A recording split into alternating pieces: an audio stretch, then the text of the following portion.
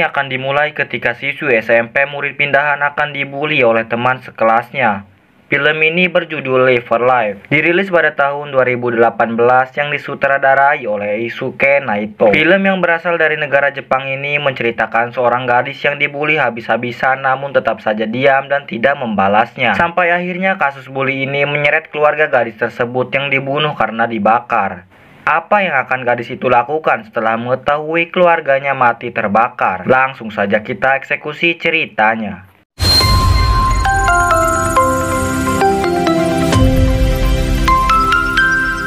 Kisah dimulai ketika gadis SMP murid pindahan bernama Nozaki sedang menyimpan sepatunya untuk hari esok ia bersekolah. Dia adalah seorang gadis yang sering dibully habis-habisan oleh teman sekelasnya. Namun ada seorang lelaki bernama Aiba selalu memberi semangat dan dukungan kepada Nozaki. Sepulang sekolah, dia diganggu kembali oleh teman-temannya yang diketuai oleh Taeko. Nozaki dibully dengan cara melemparkan sepatu miliknya yang telah ia siapkan untuk hari esok sekolah. Nozaki mengambil sepatunya dan terjatuh ke tumpukan lumpur yang di sekitarnya banyak sampah yang berserakan, namun dia tetap saja diam dan tidak melawan.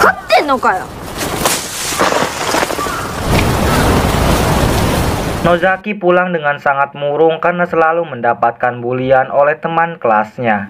Sampai akhirnya ada adik dari Nozaki bernama Shou-chan menangis melihat keadaan Nozaki. Shou-chan. Orang tuanya yang mengetahui perihal bullying lapor kepada guru Nozaki. Akan tetapi guru tersebut hanya terdiam dan tidak bisa melakukan hal apapun yang bisa menghentikan bullying yang ada di sekolahnya. Keesokan harinya Nozaki kembali bersekolah dan tentu saja dia selalu mendapatkan bulian dari teman kelasnya. Ayah dari Nozaki mendapatkan bulian yang sama oleh teman kelas Nozaki bernama Kuga. Nozaki pulang dan bertanya keadaan ayahnya. Ayahnya berkata kalau dirinya mendapatkan tendangan dari sekolahannya Nozaki. Nozaki disuruh untuk tidak datang lagi ke sekolahan itu agar menghindari bulian dari teman-temannya. Hari selanjutnya, semua para pelaku bullying rindu kepada Nozaki. Mereka rindu bukan kepada orangnya, melainkan rindu membulinya. Karena tidak ada bahan bulian, mereka menggantikan Rumi sebagai bahan bulian mereka sementara. Mereka menyuruh Rumi untuk membujuk Nozaki bersekolah. Kalau tidak berhasil, dirinya lah yang akan dijadikan bahan bulian mereka semua. Rumi mendatangi Nozaki untuk berbicara agar Nozaki mau bersekolah lagi. Akan tetapi Nozaki tidak bisa karena orang tuanya melarang dirinya untuk tidak ke sekolahan itu lagi. Rumi meminjam CD dan berusaha memotret Nozaki, kemudian akan diberikan kepada Taeko sebagai bukti kalau dirinya sudah mendatangi rumah Nozaki. Ashita, gakkou kite yo. Watashi mo gakkou ni wa. Nozaki-san ga konai to. Karena tidak berhasil membujuk Nozaki sekolah lagi, akhirnya Rumi yang harus menggantikan Nozaki menjadi bahan bulian mereka. Anak buahnya Taeko memberikan CD yang dibawa oleh Rumi. Taeko menggunting rambut Rumi dan memang Taeko bercita-cita sebagai penata rias. Ni sonnan janai shi. Karuku natte ii kanji. Rumi diingatkan kembali untuk bisa membawa Nozaki ke sekolah. Semuanya terkejut karena Rumi ingin membunuh Nozaki. Tapi semuanya tidak percaya karena mereka yakin kalau Rumi tidak memiliki keberanian.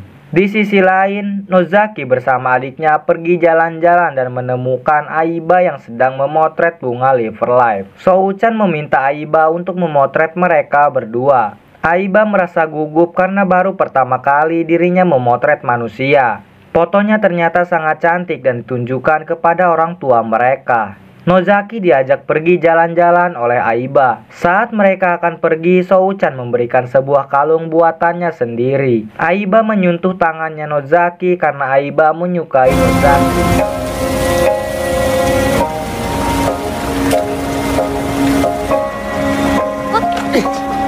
Pada malam hari mereka pulang dengan rasa yang sangat bahagia. Tetapi kebahagiaan itu berubah menjadi kekhawatiran Nozaki yang melihat rumah miliknya terbakar.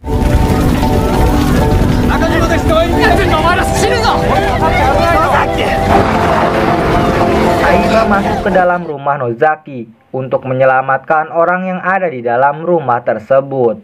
Aiba berhasil membawa Shou-chan yang sudah terbakar habis oleh api namun masih bernapas. Shou-chan dirawat dan seluruh tubuhnya diperban karena luka bakar yang sangat berat pada tubuhnya. Nozaki pindah ke rumah kakeknya. Nozaki melamun meratapi nasibnya yang sangat buruk.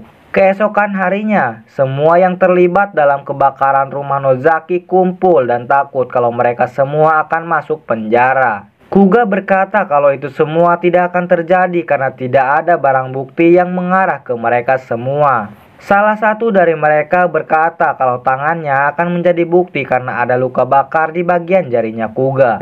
Si gendut dan si Peang merasa bosan karena di tempat itu tidak ada hiburan sedikit pun. Mereka berdua selalu bermain dengan senjatanya untuk membunuh burung gagak.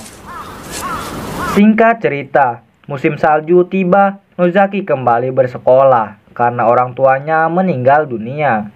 Nozaki ditanya keadaannya oleh Aiba.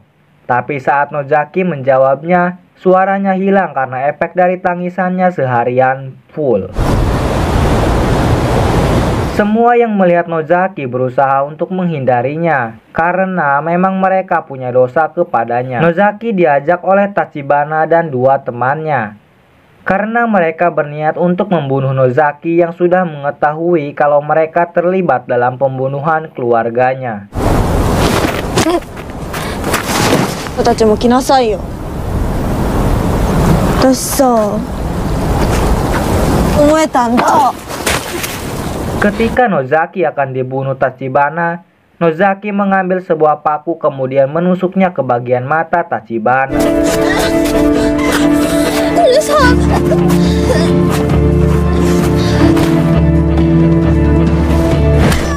Semuanya berteriak histeris melihat Tachibana yang sudah mati dan giliran mereka berdua yang akan mati.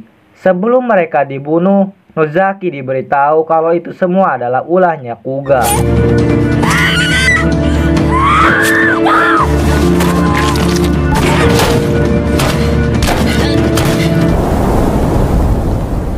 Sekolah mereka kedatangan polisi untuk mencari hilangnya 3 siswi di sekolahnya. Tapi muka Kuga sangat ketakutan karena ia pikir polisi akan mencari tahu tentang kebakaran rumah Nozaki. Akhirnya Kuga pulang dan malah bertemu dengan Nozaki.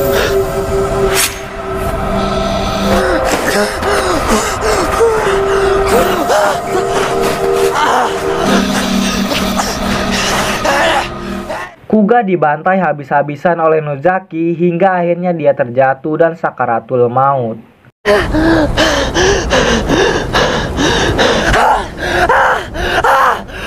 Aiba menjenguk Nozaki untuk melihat keadaannya. Kakeknya Nozaki meminta Aiba agar bisa menjaga dan melindungi Nozaki. Singkat cerita, si gendut dan si Peang menelepon Rumi untuk diberi info kalau kematian temannya adalah ulah dari Nozaki. Mereka berdua berniat untuk membunuh Nozaki duluan sebelum mereka yang akan dibunuh. Keesokan harinya, Nozaki yang melihat bunga Liverlife dipanah oleh si Peang namun tembakannya meleset. Si Peang dan si gendut mencari Nozaki yang lari begitu cepat dengan cara mereka berpencar. Nozaki! Si gendut menengkram Nozaki dan menumpakinya dengan badannya yang besar. Di saat si gendut akan membunuhnya, Nozaki mencolok hidungnya dengan gegep yang ada di tangannya. Si Peang berniat memanah Nozaki kembali, tapi terhadang oleh badan si gendut, kemudian si gendut kepalanya terpanah. Si gendut berlari menuju si Peang untuk menghentikannya, karena si gendut menyukai Nozaki sejak lama.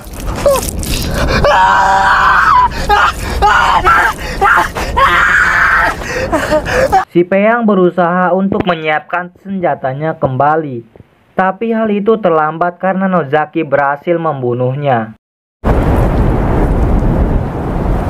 Singkat cerita, Rumi pergi ke sebuah tempat yang dimana Nozaki dibully habis-habisan oleh teman-temannya. Rumi melihat mayat Tachibana dan yang lainnya yang sudah terkubur oleh salju.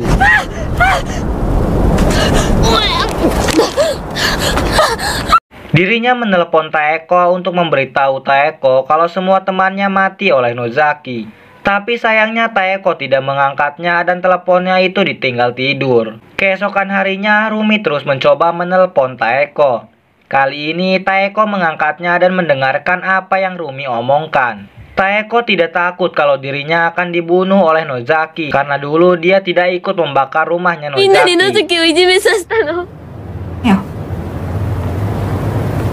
Beberapa hari kemudian, Taeko pergi untuk menemui Nozaki sambil mendengarkan lagu milik Nozaki. Taeko bertemu di sebuah jalan yang dimana Nozaki habis pergi dari rumah sakit bersama kakeknya. Taeko memberikan CD miliknya. Taeko meminta maaf karena dirinya sudah bersikap dingin kepadanya. Nozaki ingat kepadanya saat pertama kali dia masuk sekolah dan Taeko lah yang menyapa pertama kalinya. Dan satu lagi, Taeko diam kepadanya karena dulu saat bermain dia lebih memilih Aiba dan bahagia bersama Aiba. Yang Nozaki pikir dia cemburu kepadanya dan Aiba. Tapi itu semua salah kalau Taeko itu cemburu dengan waktunya. Nozaki, cotto ii?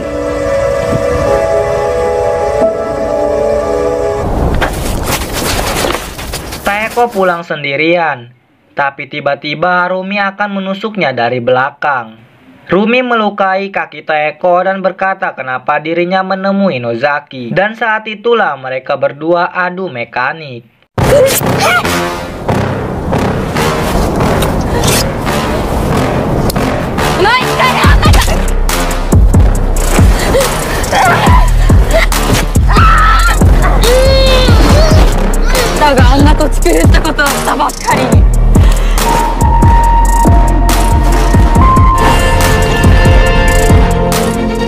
Saat Taeko kalah mekanik, Rumi pergi begitu saja. Taeko masih bernapas dan masih ingin melanjutkan cita-citanya menjadi penata rias. Nozaki menerima telepon dari Aiba. Terlihat tangan Aiba di sini berdarah. Pasti ada rahasia di balik itu semua. Aiba meminta Nozaki untuk hidup bersamanya nanti di Tokyo. Tapi hal itu ditolak mentah-mentah karena Nozaki akan hidup bersama kakeknya. Aiba sangat kesal dan marah-marah karena ia pikir Nozaki akan mau tapi malah sebaliknya. Aiba menghampiri neneknya yang berlumuran darah. Kalian masih ingat tentang tangan Aiba yang berdarah? Jadi hal itu Aiba lakukan karena keinginan Aiba yang akan pergi ke Tokyo bersama Nozaki ditentang oleh neneknya dan menyuruh Aiba sekolah SMU di kota itu saja. Kedua orang tuanya juga dibunuh oleh Aiba karena ada masalah dengannya. Jadi bisa kita simpulkan kalau Aiba ini tipe orang yang tidak ingin ditentang oleh siapapun. Jika ada yang menentangnya, dirinya tidak segan-segan untuk membunuhnya. Aiba tahu kalau Nozaki menolaknya karena ada kakeknya yang masih hidup. Singkatnya, Rumi menanyakan kamar Souchan kepada penjaga rumah sakit tersebut. Rumi yang akan membakar Souchan kembali dipergoki oleh Nozaki. あんたの大切なバーベキュー。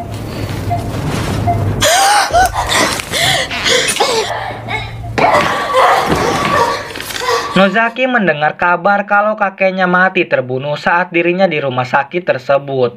Dirinya melihat mayat kakeknya yang dibawa ke rumah sakit itu juga. Nozaki yang mengira itulah Aiba langsung menghampirinya dan ingin melihat tangannya. Saat dilihat tangan Aiba ternyata berlumuran darah. Aiba mengeles kalau itu luka dari neneknya yang menentangnya. Tapi di tengah obrolan mereka, Rumi datang kembali dan mengingatkan Nozaki tentang kejadian kebakaran tersebut.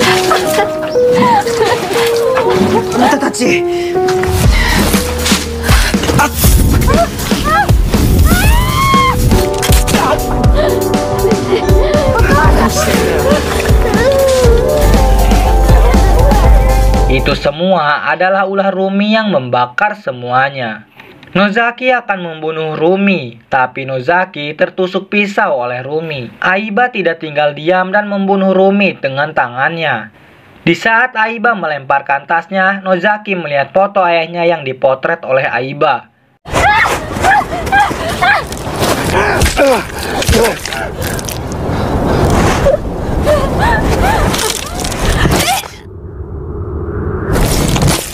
Aiba menjelaskan kalau dirinya ingin melihat perjuangan seorang ayah melindungi anaknya. Tapi hal itu sudah tidak berlaku bagi Nozaki dan dirinya akan membunuh Aiba. Nozaki terus dipukuli oleh Aiba. Saat Nozaki sakaratul maut, Aiba memberi kesempatan Nozaki untuk hidup bersamanya dan akan membawanya ke rumah sakit. Sebelum dibawa ke rumah sakit, Aiba memotret dirinya. Nozaki mengambil senjata si Peang yang dulu terpental di tempat itu. Dan Aiba mati dengan cara mengenaskan.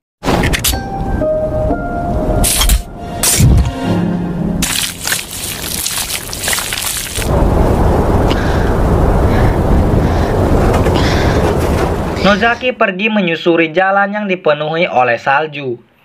Tapi dengan keadaan semakin mengkhawatirkan, akhirnya Nozaki tewas karena kehabisan darah.